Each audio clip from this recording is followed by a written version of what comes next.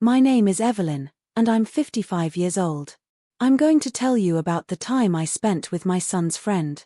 We shared moments in the car, at home, and in places you wouldn't even imagine. Trust me, you'll be shocked. I've been married to Richard for more than 30 years, and during that time, everything was great. We were well off, shared intimacy, and felt the joy of starting a family.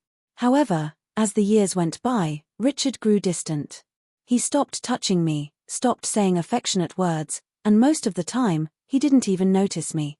I felt like a ghost in my own home at times, and the only thing that kept me going was my son, Ethan, whose enthusiasm and joy kept me going. Recently, though, something changed, and Ethan's best friend, Lucas, began to visit more frequently. After a while, I realized that Lucas, who was 23 years old, didn't see me as just another host. The way he looked at me changed, and for the first time in years, I felt alive again. He is athletic, charming, and incredibly captivating. At first, his presence reminded me of the energy and excitement I used to feel when I was younger. Richard and Ethan were out of town for a few days one evening. Lucas stayed behind and asked if I needed help with anything. We ended up sitting down to coffee and talking, and it turned into one of the most honest conversations I've had in years. I told him everything, including how Richard had become distant, how lonely I felt, and how I was at a loss for what to do. Lucas listened to everything I had to say that night, and I was struck by how understanding and kind he was. The way he looked at me made me feel seen. I hesitated when he offered to stay, but when our hands touched for the first time in forever, it filled a void I didn't even know existed. That night, Lucas and I spoke for hours, and I opened up to him completely, telling him about the passion and emptiness in my life that I hadn't felt since I was young. The way Lucas listened, the respect and care in his eyes, moved me deeply. He wasn't just a listener, he felt like a friend. But there was a pull between us that went beyond friendship. Lucas slept on the couch that night, and I went to my bedroom, but when I closed my eyes, all I could see was his face. The next morning, as I was making breakfast, Lucas appeared in the kitchen with a warm smile. He said, "Good morning, Evelyn, that smells amazing." As I smiled back, I realized my heart was racing faster than it had in years. For the next few days, Lucas kept stopping by. He knew I was alone until Ethan and Richard returned, so he stayed around to keep me company and help out. But with each passing day, the distance between us grew smaller. One afternoon, as we sat in the backyard drinking tea, Lucas said, "Evelyn, you know I'm really drawn to you, don't you?" I was surprised, but I also felt a rush of excitement. I didn't know what to say, so I just slipped down. Then Lucas reached for my hand and whispered, "You're an incredible woman, and I need you to know that." That moment was a turning point. With a burst of courage, I didn't pull my hand away.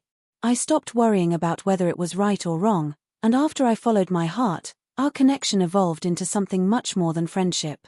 Lucas gave me a sense of specialness and desire that I hadn't had in years, but this new bond also carried with it an internal conflict. I was always caught between right and wrong, and my relationship with Lucas overshadowed my marriage to Richard. But every time I looked at Lucas, I couldn't deny the reality of the times we spent together. One day, Lucas and I went on a little out-of-town trip, and as we strolled along the beach, it felt like an escape to me. My eyes welled up with tears as Lucas grabbed my hand and whispered, "When I'm with you, nothing else matters. It's just us." His words brought back memories of how love and care could cure a person, and this was just the beginning. The time I spent with Lucas that day at the beach outside the city was unforgettable. The light breeze, the soothing sound of the ocean, and the connection between us all felt like I was dreaming, but it was time to head back.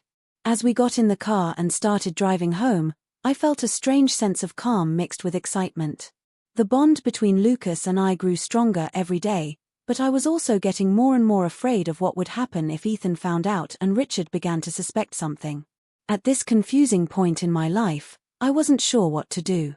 I was in the passenger seat as Lucas drove, and the vehicle was filled with soothing music that complemented our calm journey. Lucas would sometimes give me a smile and remark, "Today was really great, Evelyn." I couldn't help but feel my heart pounding during those moments. At one point, Lucas pulled the car over to a peaceful area by the side of the road and asked, "Should we stop here for a bit?" I couldn't respond because I could tell by the warm expression in his eyes, so I just nodded slightly.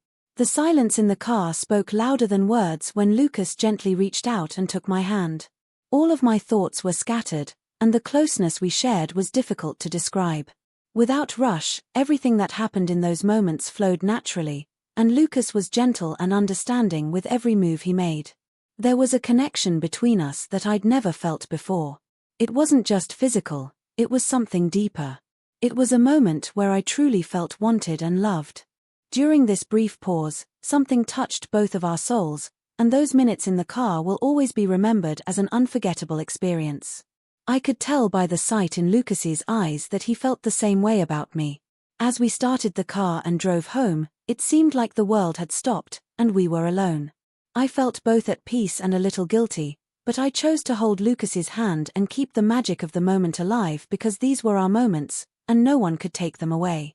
Our relationship deepened after that night. Lucas didn't just get physically closer to me, he made me feel like he truly understood me. What happened in the car that day was a turning point for us both. When we got home, Lucas's gaze hadn't changed. He was still looking at me with the same warmth, desire, and admiration. Richard was still lost in his own world, and I was filling the void in his life with Lucas's presence. However, our relationship wasn't merely a coincidence or a passing fancy. Every time we met, Lucas reminded me of something I'd forgotten for years: that it's never too late to feel alive, loved, and desired. Our time together felt like little miracles in the middle of a routine day, and his touch and soft words about how special he made me feel weren't just physical attraction, they were indications of a profound connection. Our story wasn't a typical love story, rather, it was an adventure full of impossibilities. Yes, I don't know where this story is going, but Lucas brought back feelings I had forgotten. We still occasionally meet in secret when Richard isn't home, and on those nights, I wonder what the future holds. But when morning arrives, I think about how special Lucas makes me feel, and all my fears go away.